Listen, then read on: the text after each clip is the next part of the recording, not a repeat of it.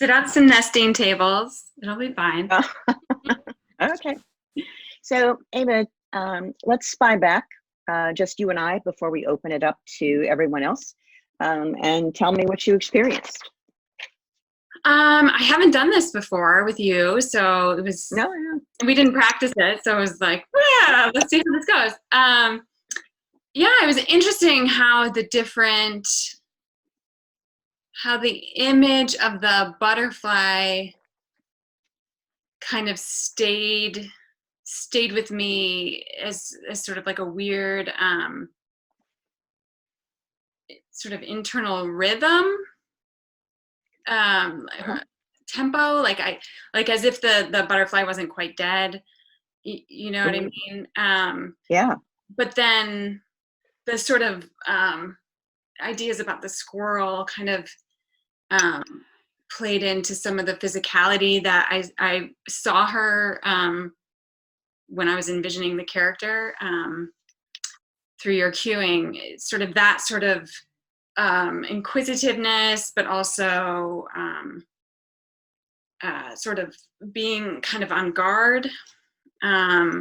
So that kind of played into a little bit of the sort of upright, that thing when squirrels, Yeah, it kind yeah. of played into that, but it wasn't really something that I had planned on. It just sort of happened when we were exploring. Like I didn't really, at the time, I wasn't thinking like, oh, this is like a squirrel.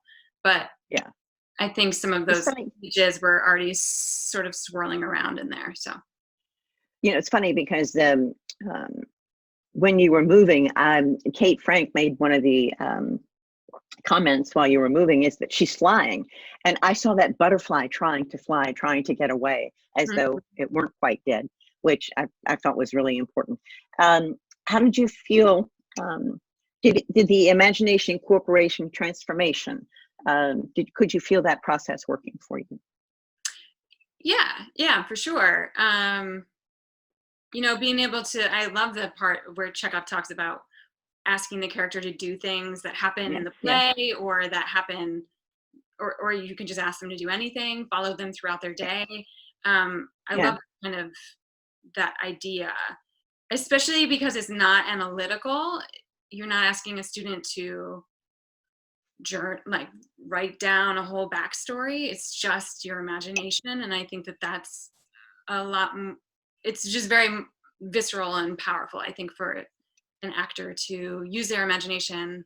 Although, like I often say, you're going to need to do some imaginative, like daydreaming about this character, right? yeah, yeah. Um, that you may or may not write down, but it gives you some place for your imagination to start bubbling, I think. That's great. Let's open it up since it's 40 minutes. Let's open it up to a spy back. Jesse, I'm not sure if you question what happens if you lose it. Try a new gesture. Where are you referencing that question? Specifically when Eva was stepping out and stepping back in. If you have a student that is like you can't see that like something happened with them, and or they say, I feel like I've lost it, I feel like I don't have it anymore. How do you sort of manage that? Do you leave that gesture alone, or do you try to find it again? I think you leave it alone, because Okay. obviously it didn't work for them. Okay. And what I would ask them to do is just step back in the character and go back through, walking through the space while other students are doing their own thing. You can side coach this person individually and take them through at least the last portion of the process again and Okay. help them activate. Take them back to that first image that they had and the 3 words, and that will often activate something new. That happened, when I was working with your student in this last show. Mhm. Um, um, it wasn't him, it was someone else. And I had to work then individually with that person because they just got lost in the exercise. And that happens all the time. That's part of the process. Right. Um, and all we have to do is have a couple of sort of things we can go back to, like the image or the words or something like that. Okay, great. Let's Thank you. see. Hey friends, don't forget that you can raise your hand to ask a question or reflect in our spy back. Dan, no, imagine it, see it, be it. has turned into fantasize, do, radiate, Dan. It's a different process. Imagination, incorporation, transformation is really from the text from Chekhov, which he said is the process of the actor, and what he wants the actor to go through. And I believe it is in our mission statement somewhere. Mark always talked about, I'm sorry. I didn't think this would happen. I'm sorry.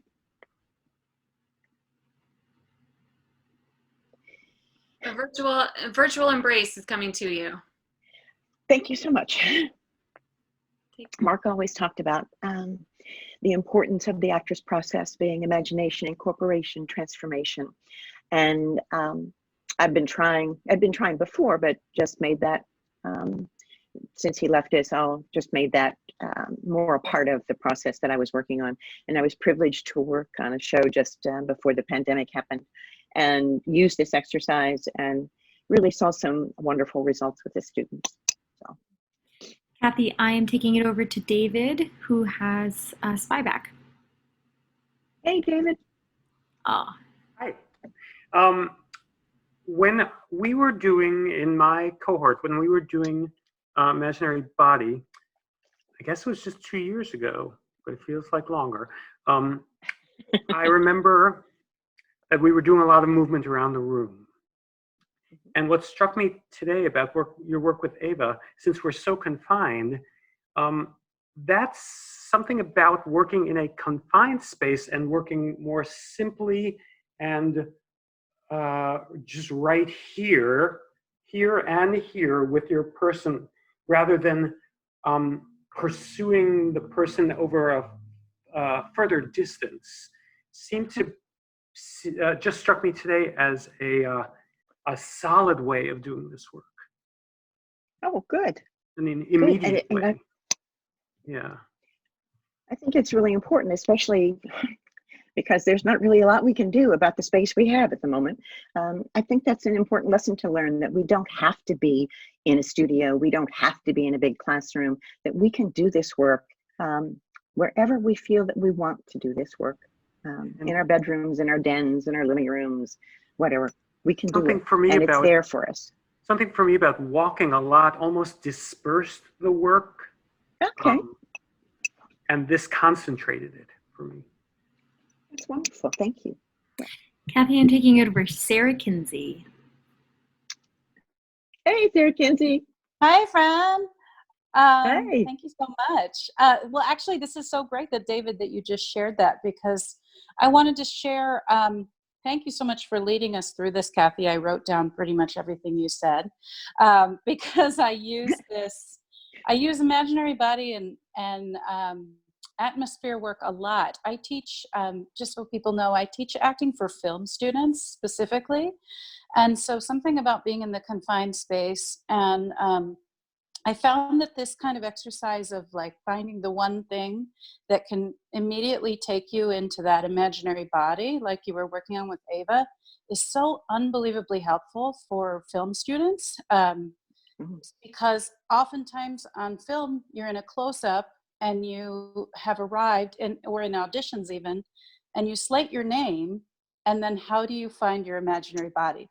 Very quickly before you start your audition, for example. And I experimented with it in a class of mine, and it worked wonders. So, so that's a little,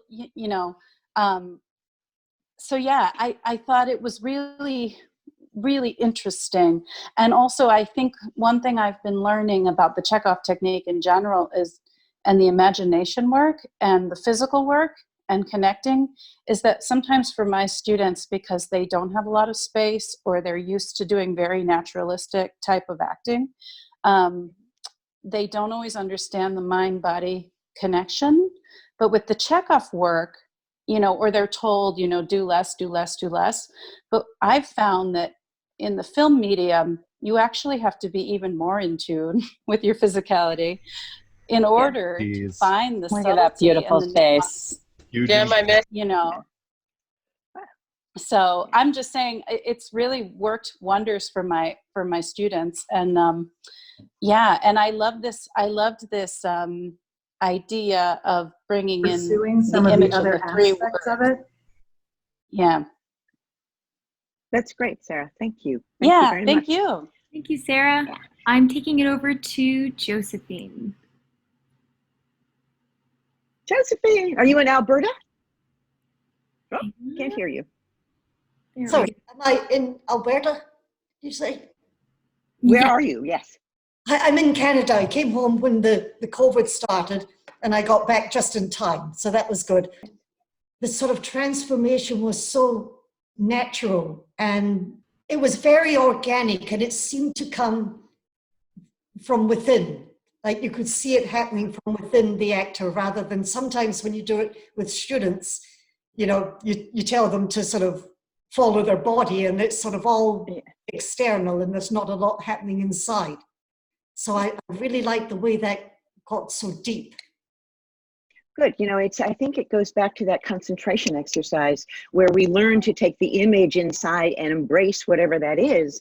And then we can use that to activate. We don't have to find something external because it's already there. Yes. That's why I love teaching that concentration exercise. I think it applies to a lot of different things. Yeah. All right, I'm taking it over to Anne. Hey, Anne.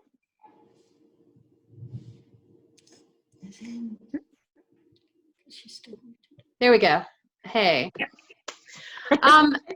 Thank you so much, Kathy. Your voice is so beautiful and soothing, and I love the way that you've changed so much about my vocabulary on how I lead exercises, and I just wanted to thank you for your Thank you. guidance there. Also, the immediacy with which you asked Ava to step in and let that step really be the activation. I work with younger kids, elementary through high school, and there's the need for there to be a preamble and a preparation and a little bit of time between instead of breathing into the discovery and moving forward. And this was a lovely, gentle way to guide that. And so I think that's going to be a very useful thing for me in my classroom. Oh, good. Thank you. I'm glad. I think you have the greatest patience in the world because you work with younger students, and I find that would drive me crazy. So I give you lots of props for that. Thanks. I love them. I think something that's helpful that you said, Kathy, that I've used with my students is what's the one thing that shifts? What's the one thing that you can latch onto that really helps you get into that imaginary body? Because if they can articulate that, not necessarily to say it out loud, but if they can name that for themselves, then it's like, oh, okay, I have a lift in the sternum, or I collapse into my left hip. And then it's something that they can just do immediately. And that's something like Sarah Kinsey was talking about with film stuff, is that if there's an immediate thing, then it's not like I don't have to conjure up the butterfly, I don't have to conjure up the squirrel, but I can do this one thing with my hip, or I can do, right? So asking me what the one thing was, I think is a really helpful thing to ask students. Yeah. One thing I've said in the past has been, when does the click happen? You know, Brick and Hot Tin Roof talks about the click, and I sort of appropriated that, and I use it in the sculpting exercise too. What clicks immediately for you, and that's what takes you there. What click happens in the body, and it takes you there. Yeah, you're right. Okay, Kathy, I'm not seeing any more raised hands, so I guess last call. Okay. Giving Last people one more chance. Or they can drop it in the chat, of course. I'd love to ask Kathy. Can you hear me, Kathy? It's Megan. Yeah. Hi, Megan. Hi. You're not in the basement anymore. I know. Once you said we were not moving, I wanted to try it in the basement. It was such an atmosphere, though. I think it would have been terrible. But we'll see.